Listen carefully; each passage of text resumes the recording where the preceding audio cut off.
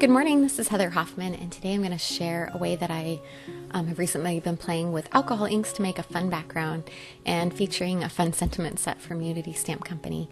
I'm using Yupo alcohol ink paper by Ranger. It's designed specifically to work with alcohol inks. It's got a shiny surface that keeps those colors really vibrant. And I've picked 3 just coordinating colors that I'm going to use. And since I'm going to alternate back and forth between them, I'm pulling the lids off of all of them. And you can use gloves to protect your hands. They don't seem to irritate my hands. They stain them, but if you are worried about that, you can use just a simple pair of rubber gloves to protect your hands. Now, as I'm doing this, I just kind of picked a wave pattern designed to do these. I'm not squeezing the bottles. It's hard to tell in the video, but I'm pretty much just tipping them over and touching them to the paper and letting the ink kind of come out on its own. It kind of flows almost like using a ballpoint pen or something. You don't have to squeeze the pen to make it work. So, and once I've just kind of gone over the whole thing and filled in, and even there as I'm putting the little dots, I'm still not squeezing. I'm just kind of touching it and letting it run out. I don't want to put too much ink on there or it takes a really long time to dry. And then I have some alcohol ink blending solution, and this I'm just flicking over the top, and this kind of spreads the ink and just adds kind of a cool different effect to it as well, and spreads out the colors and makes it a little bit softer. At this point, I like to grab a damp cloth just to kind of pull a little bit of some of the heavier concentrations of the ink. Again, you don't have to. You can set it aside to dry, but this helped it dry a little bit quicker and kept some of the darker spots off, so I got a little more balanced color. All right, I set that aside to dry. Now I'm going to add my sentiment using the fun Have Some Sass sentiment set. And I'm using my MISTI so that I can stamp this up and align it. And then once I get it kind of centered, and I always forget to pull that foam part out of my MISTI when I'm using my Unity stamps, so it's always a last minute, oh yeah, take that out.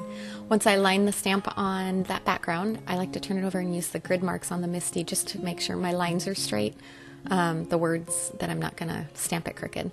And for this, the ink I have used and tried and has worked well is StazOn ink. This is jet black. You're welcome to try. I don't know if other inks would work really well. I haven't actually tried them because I've had really good luck with this. And I know that it's going to be color fast on top of that shiny surface from that alcohol ink paper.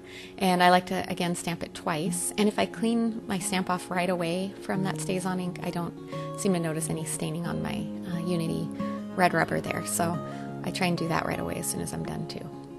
And I did set that aside just to dry for a few seconds so I didn't risk smudging it. I was afraid to test it too quick. Now I'm pulling out some just basic rectangle dies, and I'm using alternating kind of a nesting effect, but leaving a little bit of a frame border in between.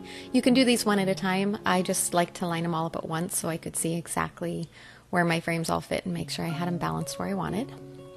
And I'm going to run it through my Big Shot machine to die cut all of those all at once, which is another benefit of doing them all at the same time, is I didn't have to sit and run it through my machine multiple times.